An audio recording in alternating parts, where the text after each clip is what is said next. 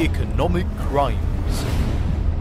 Approximately 7 million doses of the Pfizer COVID-19 vaccine are to expire on Monday, the 31st of October 2022. The Epidemiology Unit of the Ministry of Health repeatedly requested the people of Sri Lanka to obtain the vaccine doses before delay. Pfizer Incorporated expects to roughly quadruple the prices of its COVID-19 vaccine to about $110 to $130 per dose after the United States government's current purchase program expires. Approximately 7 million doses of the Pfizer COVID-19 vaccine are to expire, and if they do, the value of those vaccines as per the current market rate would be astronomical. While vaccine stocks are about to expire, leading to another colossal waste, Sri Lanka also lost a large sum of money when it delayed placing orders for the vaccine.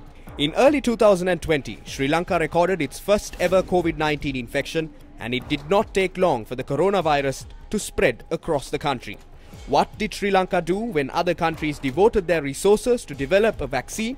Sri Lankan members of parliament and ministers dropped pots into rivers, and the so-called miracle tonic Dhammika Paniya was promoted widely, while there was absolutely no interest in procuring vaccines. Experts in the field of medicine repeatedly called for the government to procure vaccines.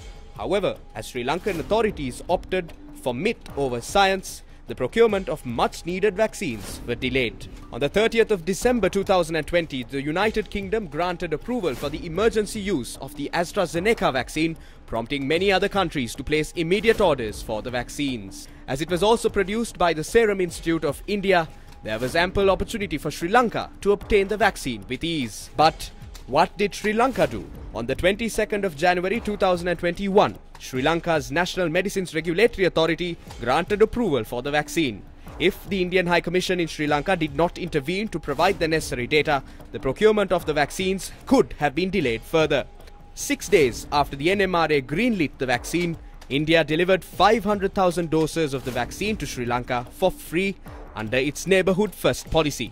Even at that time, India had completed the delivery of vaccine doses to Bangladesh, Bhutan and the Maldives. Did Sri Lanka show any interest to procure more stocks of the vaccine even after the free shipment? It was on the 23rd of February 2021 that Sri Lanka's cabinet gave the green light to procure the vaccine, exactly a month after the NMRA gave the go-ahead. Thereafter, the State Pharmaceutical Corporation inked an agreement to procure 10 million doses of the COVID-19 vaccine at a cost of $52.5 million with the Serum Institute of India, and another agreement with the UK firm for 3.5 billion doses of the vaccine. As per the agreement, a shipment of 500,000 doses were received in February 2021, and during the pandemic period, Sri Lanka received approximately 1.264 million doses. The Serum Institute of India suspended delivery due to high demand, and this led to a delay in the delivery of shipments to Sri Lanka as well. As uncertainty ensued over the Indian-produced vaccine, Sri Lanka directed its attention to the Chinese-developed Sinopharm vaccine. Bangladesh had procured a dose of the Sinopharm vaccine for $10. However, Sri Lanka was made to procure it for $15. Shah Ali Farhad, the special assistant to the Prime Minister of Bangladesh, Sheikh Hasina, in a tweet said the Bangladesh cabinet had approved a proposal to allocate $150 million to procure 15 million doses of the Sinopharm vaccine, adding that this was a bilateral agreement struck between Bangladesh and China.